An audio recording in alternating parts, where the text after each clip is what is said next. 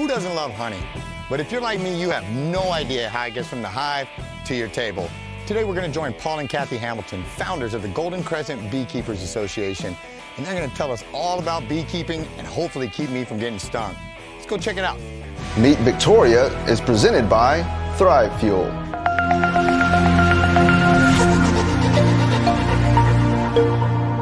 Welcome to Meet Victoria, where we'll get to know the people, businesses, and heroes that make this community special. I'm Caleb Shaw, owner of Shaw Realty, and your host. Now let's go meet Victoria.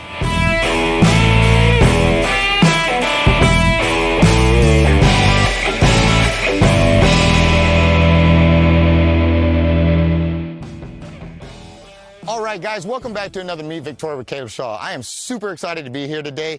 I get to do something I've never done before, beekeeping. I know absolutely nothing about it, slightly intimidated by it, but really excited to get going, and I'm very grateful, very excited to have Paul and Kathy today that took the time, and you see the props. We're going to get to all this stuff. Thank you so much, Paul. Well, good to have you here. Yes, sir. Miss Kathy, they are the founders of the Golden Crescent Beekeepers Association, and they were kind enough to let me come into their world today.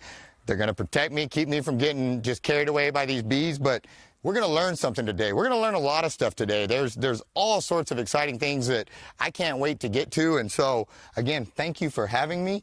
What are we going to do today? What all do you have in store for me? Well, first, Kathy's going to show you how to light a smoker. Then we're going to suit up and we'll go out and look at the bees. Hopefully we'll find a queen for you to look at. We've got some sugar water back here. It's we're going to check and make sure the bees all have plenty to eat. If they don't, then we may feed a hive or two. And we'll see what the bees tell us that they're willing to let us do. Outstanding. Roughly how many hives do you guys have? Right now we have 5. We're building up to 8.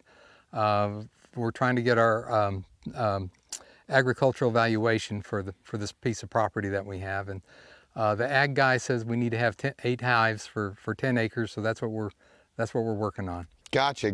And I know, Miss Kathy, you're going to get me all smoked up and ready to go here on these things.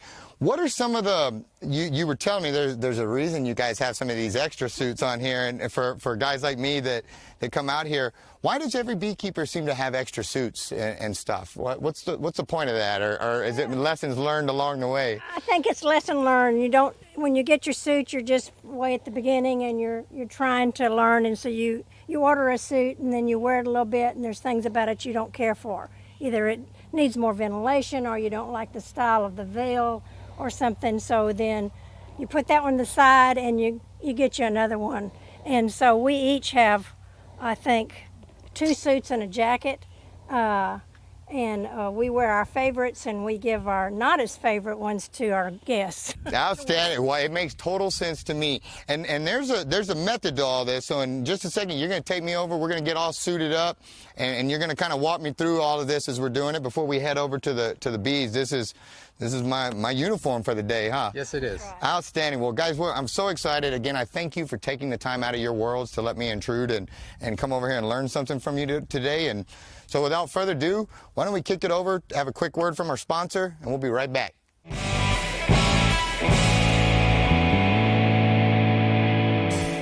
From early on, I found a huge love of the outdoors. My favorite part of being a child was going out to my grandparents' ranch, feeding the cows and fishing in the tanks and running through the pastures. There's nothing better than being outside, in my opinion, which is why I love this part of my job so much.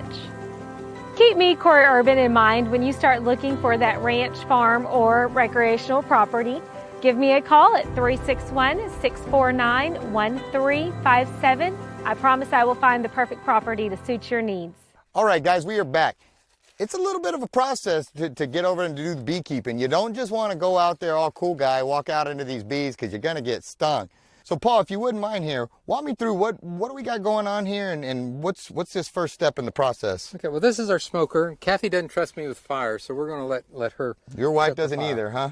Yeah, so we get some kindling in there, which we're just using wadded up paper. Okay. And then once she's got that going, then she's going to put in a roll of burlap, which works pretty well. You want something that's going to not just flame up, but something that'll smoke, that'll do a slow burn with smoke. And the reason for the smoker is to calm the bees. When we get up there, we'll blow a little bit of smoke in the front of the hive to kind of let them know, hey, there's danger out here. And the theory is that the bees then go and they fill their tummies with honey, like they're getting ready to run, but it also kind of calms them down because, well, who's not calm when they're eating honey? No, that makes sense. And then once we get ready to open the hive, we open the hive and smoke it down some more, and that just to keep the bees calm. And I would have assumed the exact opposite. I would have thought that I wouldn't think the smoke would have a calming effect on them. I would think, like us, smoke starts coming in our window, we're going to get alarmed and worried. So this actually calms the bees. Yeah, it's got to be a cool smoke, not a hot smoke. And sometimes in panic mode, you just start pumping that smoke in there, and that'll agitate them. So you just want a little bit of white smoke coming in. Another good thing for the smoke is it kind of masks your smell. And if you've happened to get a sting in your glove or something, you can smoke your glove and kind of mask the pheromone that they release. Otherwise, you'll have other bees coming trying to sting in the same spot. That was my next question. So I didn't even know that. So they do have a pheromone. So and hypothetically, if/when one does sting you, they all smell that, and that kind of tells everybody to attack right there. Is that kind of how that? Wow. Okay. I did not know that either. If they're really upset and you're in there, you might smell bananas, which is their danger pheromone that signals all the other bees from all the other hives to come and let's protect this area. Wow. So another myth is, and I don't know how true it is, but they recommend that you don't eat bananas for breakfast if you're going to go check out your bees. I don't want to test that theory. I'll just take your word on it. So normally the different hives, they don't associate with each other. Bees from one hive cannot fly into the hive of another beehive. But if they sound that banana alarm or they put out that pheromone, then you're liable to get bees from wow. other hives. Not necessarily. Not necessarily, but it could happen in theory. This is step number 1, followed by let's go put on our suits. Let's go put on the suits. Get ready. Outstanding. Suit time.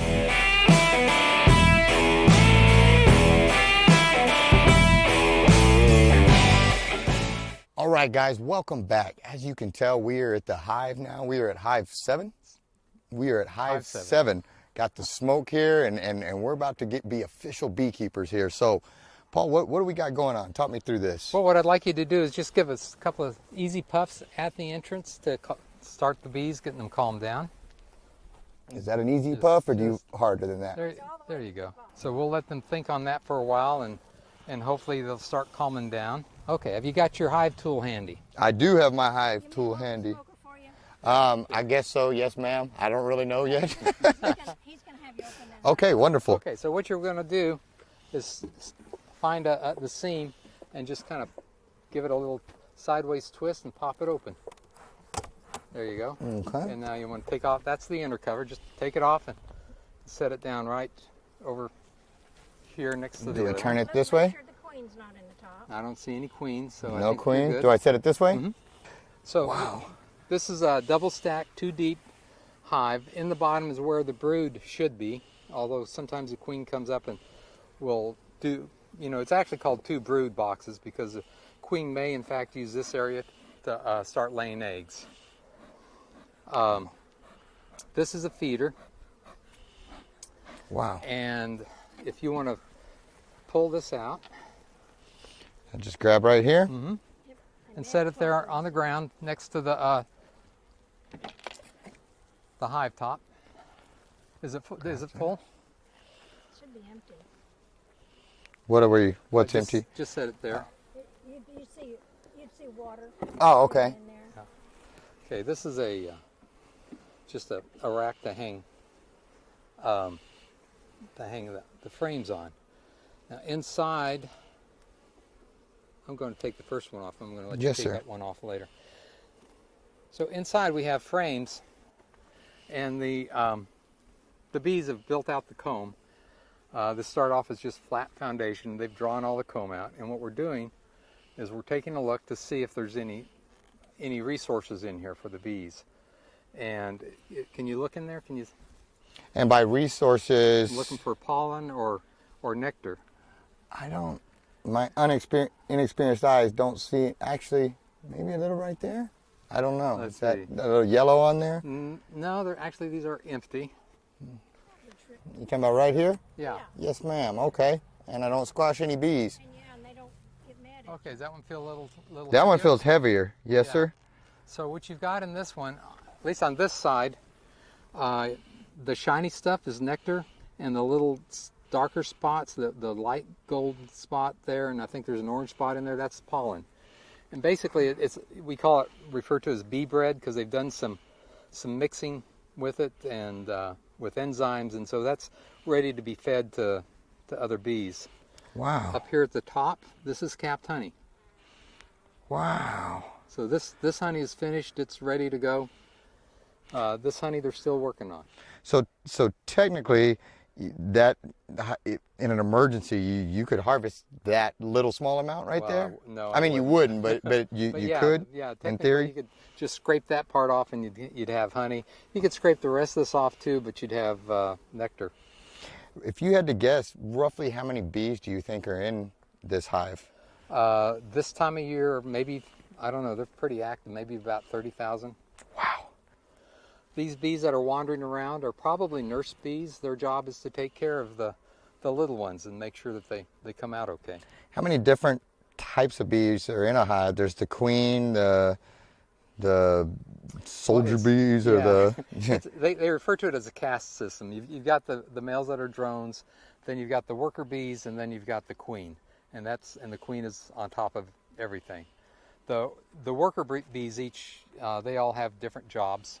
Now, so this bee over there with that pollen. yellow. See that pollen? Yep. That saddlebag's full of. Can you see that one, Yeah. Steve?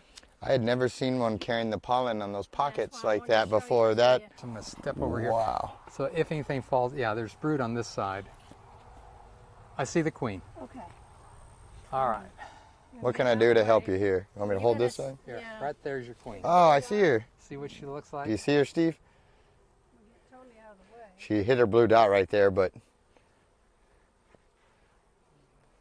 there's our queen. She's the one in charge of the whole hive. That is the queen bee right there. So when you buy to start a new hive and you buy the queen bee, do you buy the queen and then you have to buy bees separate and hope they take, or how does You that? can do it that way, and that's called. Actually, we've got some ordered like that, and it's called a package of bees. Mm-hmm. And then they'll also send the queen, and she'll be in a little, probably a balsa wood, little caged with wire Okay. inside, and she'll have a piece of candy in there for food, and she'll have some attendants. And then you introduce her slowly. All right, guys. Well, we're gonna finish closing up this hive, sealing it up, getting it ready, and then let's take a quick word from our sponsors, and we'll come back with our interview. We'll be right back.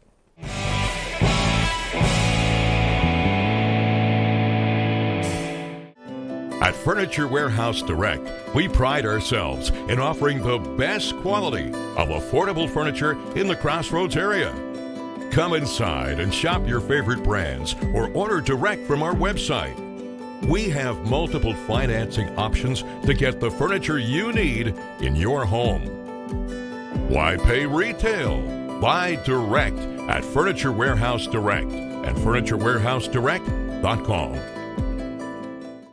All right, guys, we are back. We got out of the bee suits, and now we just get to sit, enjoy the cool weather that finally comes after we take off the bee suits. But guys, Paul, Kathy, thank you again for just a really fun and unique day. This was a special day for me. This was a ton of fun. I could feel your passion out there. That's something that I feed off of, that's what makes this show exciting to me, is passion, and you guys definitely have this. How long have you all been doing the beekeeping? Do you want to answer?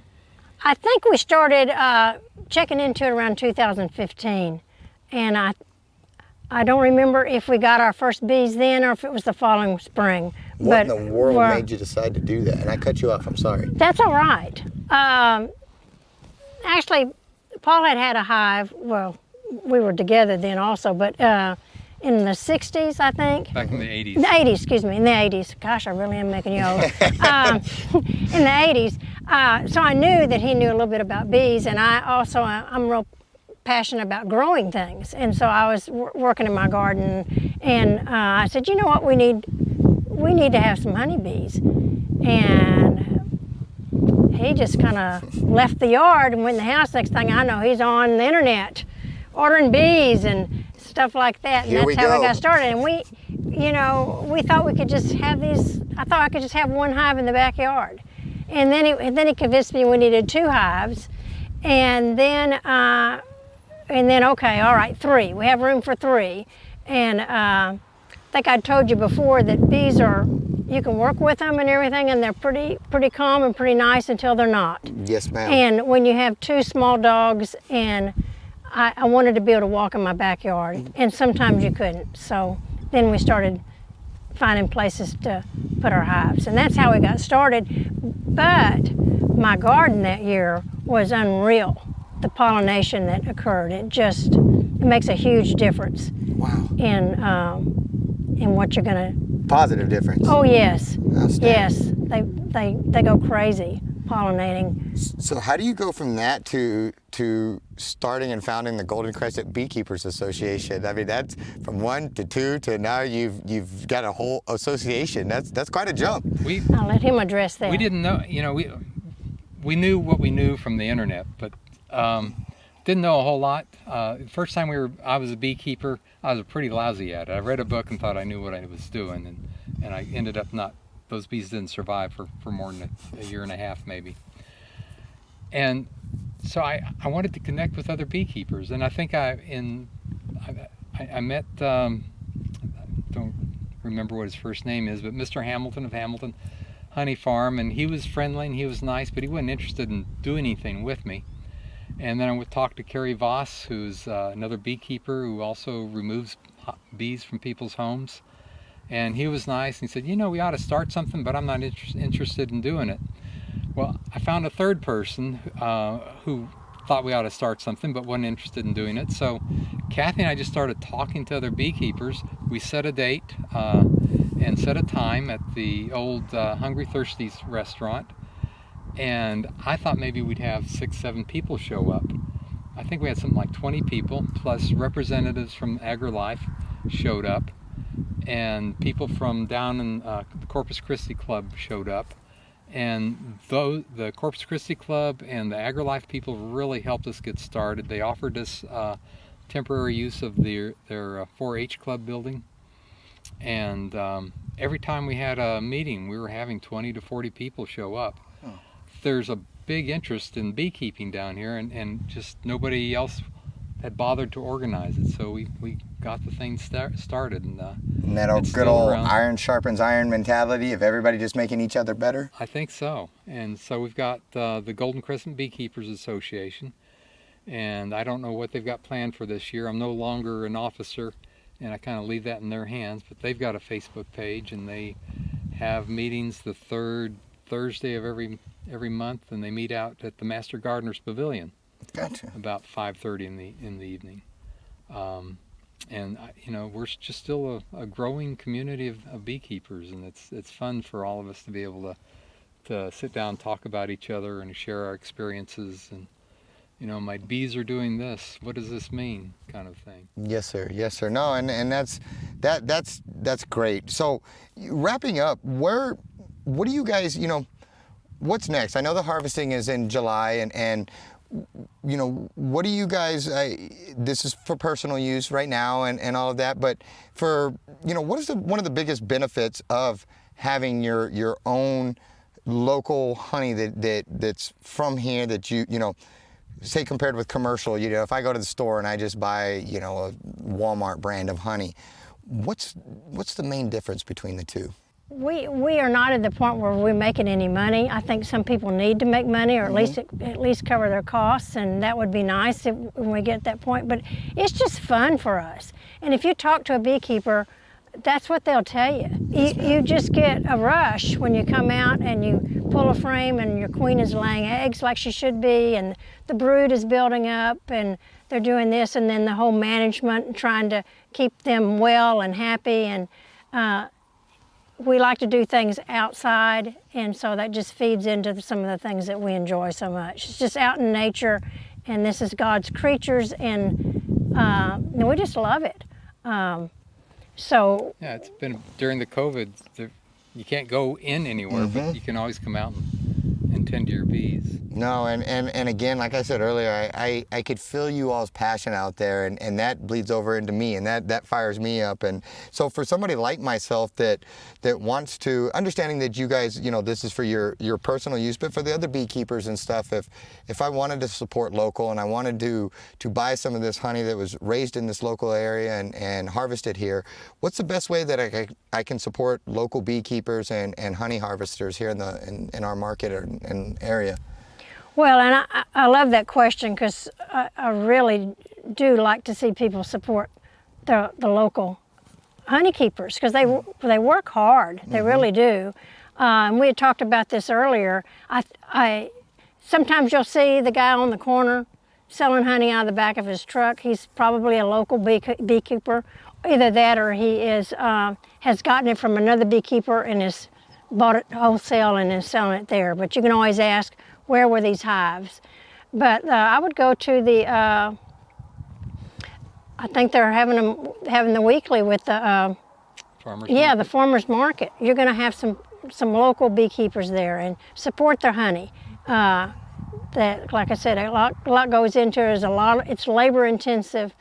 That honey is going to be local. It's going to be good, and give them a chance. Yes, ma'am. That's where I would go. Or some people just know. They know of somebody that has bees. Sometimes you'll have beekeepers in your neighborhood and you don't know it. It's not something you really advertise a lot of, because your neighbors sometimes get frightened by it. Yeah, yes, so ma'am. you just don't advertise it a lot. So, but you might hear of somebody that says, I think your neighbor has bees. Yes, and we ma'am. found that be the case in our little neighborhood. Wow. So anyway, Well, just good. check around. We thought we were the only beekeepers and found out there are 3 other people. Well, you know, I'm hoping this episode will, for the people like myself that are fascinated, that will learn something, but, you know, maybe this will inspire some other people to start some hives and grow that association a little bit and grow that presence of local, you know, farmers and beekeepers and all of those different things. And so, guys, again, what a special day. What a special day, and thank you. You guys were great hosts. You made this fun, you made this memorable, and I can't thank you enough. And thank you for taking time out of your day to have us out here. It was really my pleasure. And guys, make sure you get out and you support all your local beekeepers, your local farmers. You know, the farmers markets are important because the food is healthy and clean, but we need that support. Those farmers and ranchers and beekeepers, they need that support, you know. So make sure you do that. Again, guys, thank you so much for having us. Like, subscribe, comment down below. That helps us in the algorithms. Hit the notification bell, all that good stuff. Stop by, see our sponsors, tell them thank you, and make sure you tune in, and we'll see you at the next one.